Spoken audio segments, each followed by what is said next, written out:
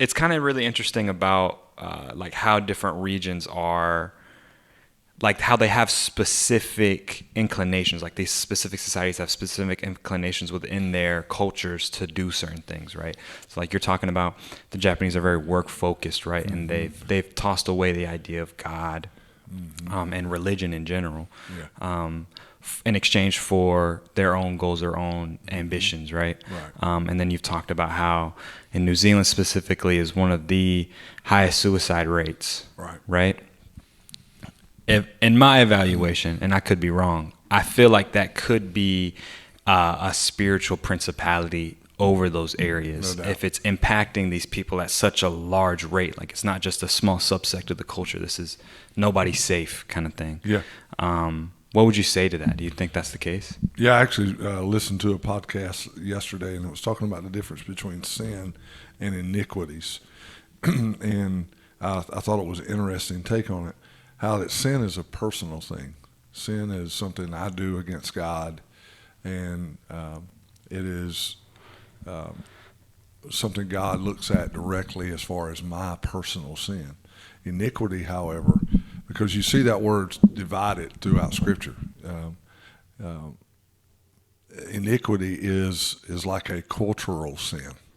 It's what we would call a generational curse. But iniquity it becomes a generational curse because it becomes something that is passed on, the sin of the father to the son, because it's not corrected. It's not changed. And so you see whole cultures with a common sin, a common approach to life, like what we just talked about.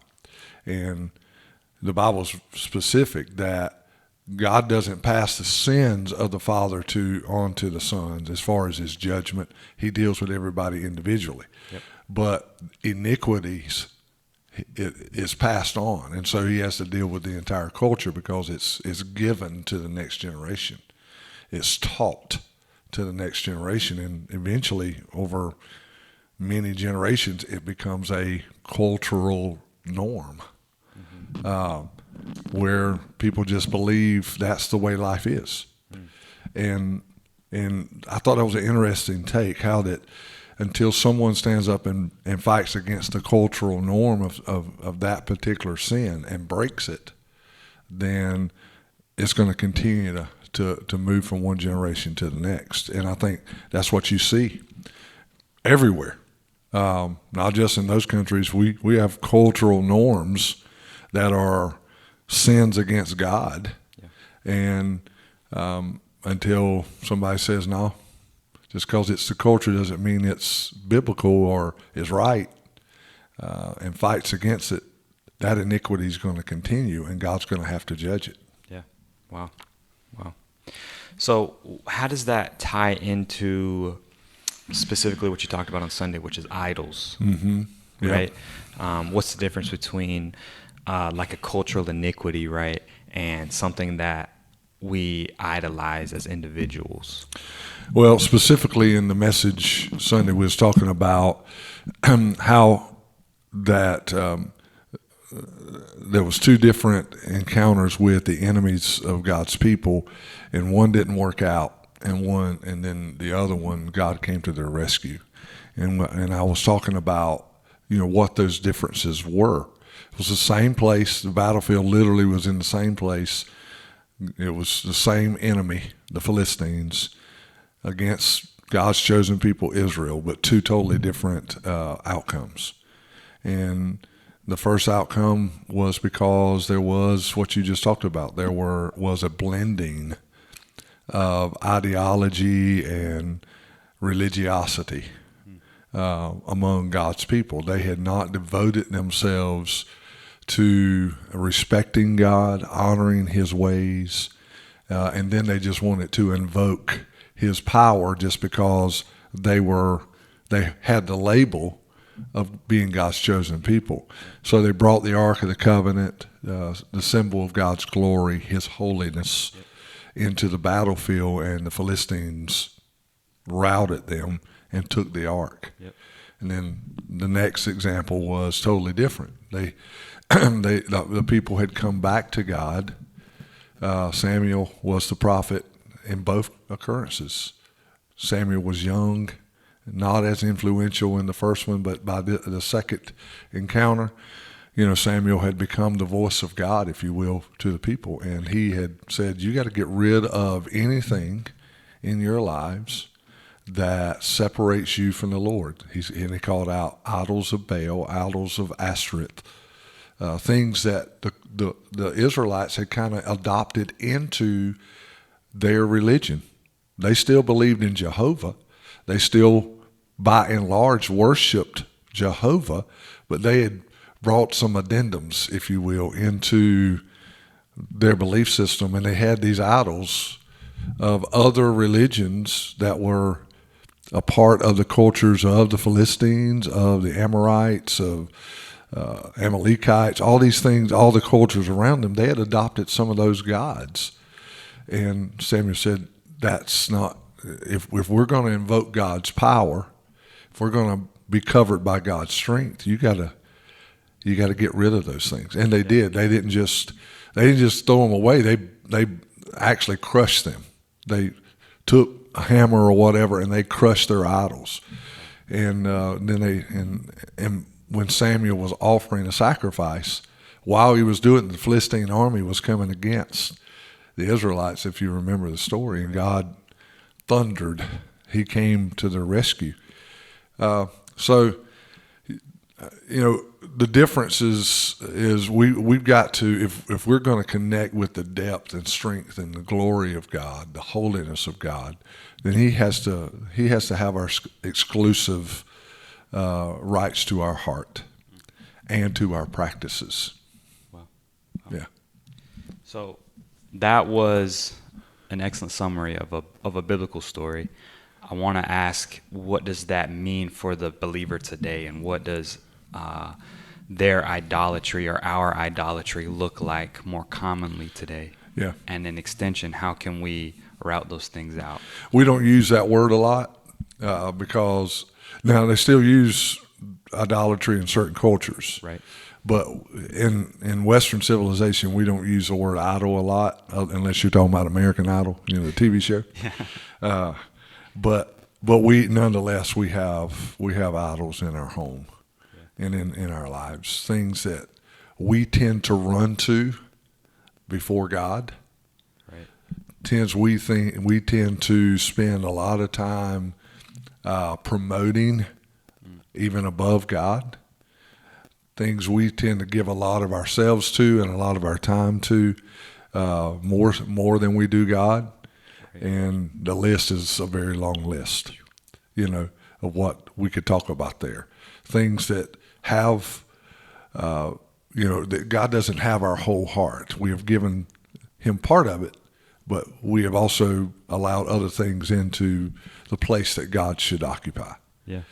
And so, but when trouble comes or when difficulty happens, we tend to want to invoke the fullness of God's power. We want him to come to our rescue. And we find ourselves in a precarious situation because God's holiness has not changed. He's who he is and what he desires and even demands of us has not changed, just like in Samuel's day.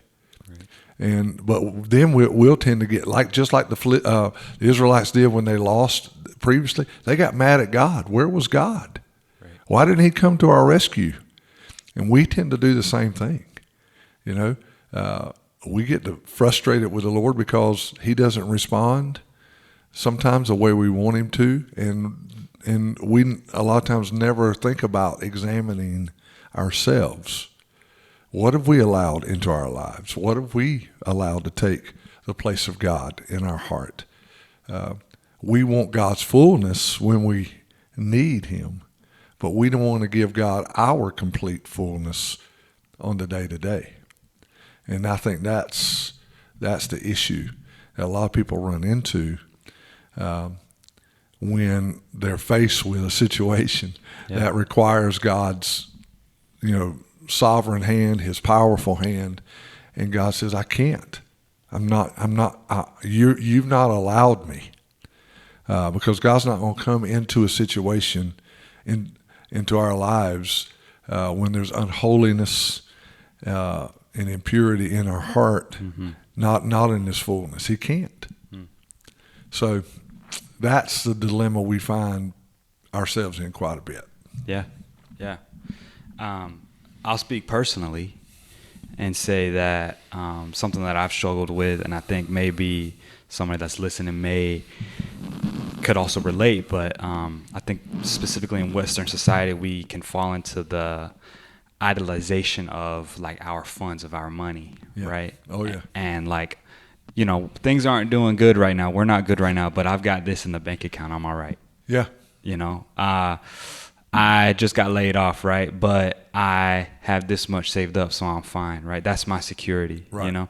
I have this much in my 401k, so I'm going to be fine whenever I retire, kind of thing, right? I want to ask you, how would someone start to shift away from that, right? Because I'm sure earthly security can feel really good sometimes. Yeah. Where it's just like I don't need God. I can take care of it. I'm good. Yeah. So what is something, just one step that we could take to like move away from that and rely more on what God has for us, the promises that He has for us? Well, that's a big one. Yeah. Because there's nothing wrong with security. Yeah. There's nothing wrong with wealth even. The Bible is very specific. God is the one who gives us the ability to gain wealth. Yep. And there's a lot of scriptures that talk about, his desires for us. I wish that all would prosper and be in good health, even as our soul prospers. But the key is the second part of that, even as your soul prospers. And I think you can only keep a balance in your life as far as what you're talking about, security and pursuits. If God is always the preeminent of our heart's desires, the one that we're going after the most. Even in our wealth, do we honor God? Mm-hmm. Do we put His desires above ours? And God will allow people to gain wealth, not just so they could be secure, but so they can complete what He's commissioned them to do. Yeah. If we ever get that out of balance, then it just becomes about us having security, us having wealth. I hear this all the time from Christians, something to fall back on. And, if we're so concerned about having something to fall back on, that we can't pursue God's ultimate plan for us and His desires and walk in faith, because we've got to make sure we're safe and we're secure, then we'll never fully commit to what God's purpose for us. Wow. Yeah, that kind of language speaks to them being in the same category. Yeah. Right? It's like God, right? But then if that doesn't work out, right, I've got this. Yeah. And that is completely wrong. Yeah. Yeah. Yeah, I've had this conversation with young men and women, people in general, that say they're called into ministry, but they're going to go get this as a fallback. And my statement to them is, go ahead and pursue whatever it is you're trying to pursue, because you're not called. And I always get that bug-eyed look like, how dare you? And I'm like, I want you to understand, the call of God is specific. He didn't call you, and then just in case this doesn't work out, you can go be whatever. Right. There's no fallback to the call of God. You're either called or you're not. And if there's doubt in your heart, then probably go ahead and pursue that degree. Go ahead and pursue that other line of work until you know for a fact what God's purpose for you is. Yeah. Because the call of God is without repentance. Yeah. When I'm talking about the call, I'm talking about young men and women or people in general who feel like they come to you and say, I feel called into the ministry. Right. There's no gray area there. Yeah. You're either called or you're not. And in some regards, that's true of every one of us who have a relationship with the Lord. He has a specific plan for us, and we have to submit to that and commit to that fully in our heart, in our practices, in our money, in our time. Yeah. Or else we're always going to be kind of imbalanced in what truly has our heart. Yeah. And James said it like this: a double-minded man is unstable in all of his ways. And Malachi, just to be honest with you, I see a lot of instability in the Christian world because of that. Because people don't fully commit to whatever God has purposed for them. It's not vocational ministry for everybody, but every one of us have a call. Absolutely. And every one of us are uniquely designed to do something specific for the Lord. And when we don't fully commit to that and understand how things should be placed in our life, then there's instability and unstableness in our approach to life. I don't know how to end it because that's really, really good. Well, that's really good. I don't have anything to add. Maybe I'm gonna watch this back and take notes. Well, I challenged my small group last night. I said, "What are goals that God has put in your heart?" And we took a moment, and people were writing things down. I said, "Circle that with a red marker, because what God has put in your heart is what Satan's going to attack. Yeah, he's going to bring temptation in your life to take shortcuts to get to there, or he's going to give you a manufactured picture of what that is supposed to be, an alternative." I like to look at it like this: the third temptation of Christ. We talked about the temptation of Christ this in our small group. The third temptation was Satan was going to give Jesus the entire world. Yep. All the kingdoms of the world if he would just bow down. And it was about, I'll give you all this if you'll give me your place. Because he said, if you'll bow down and worship me. The moment Jesus would have bowed down, they would have flipped roles. In the sense of placement and authority. Right. I like to look at it from athletic terms. Satan was willing to let Jesus have a field goal, but he wasn't willing to let him have a touchdown. Yeah. You understand? And what in our lives, Satan will concede a field goal. Yep. When God wants to give us a touchdown. He wants us to have the complete plan and purpose and accomplish what he has destined for us to accomplish both now and for eternity. And we've got to commit to that. You got to work harder to get a touchdown. It's not about works for grace and all the grace people out there. We can't earn our salvation. This ain't about salvation. This is about the fulfillment of God's plan for us. And you got to work harder to get the touchdown when the devil wants to give you the field goal. Yeah. If that makes sense. It means we may have to sacrifice some stuff. We may have to give up some things that we thought we would have. But what God has for us is so much better. It's true.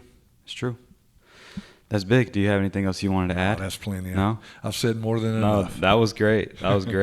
Well, thank you guys for joining us once again. I'm Malachi Perez. This is Pastor Brett Jarriel of Azalea City Church of God in Valdosta. Check us out here on YouTube or on Instagram at My Azalea City, and we'll see you in the next one.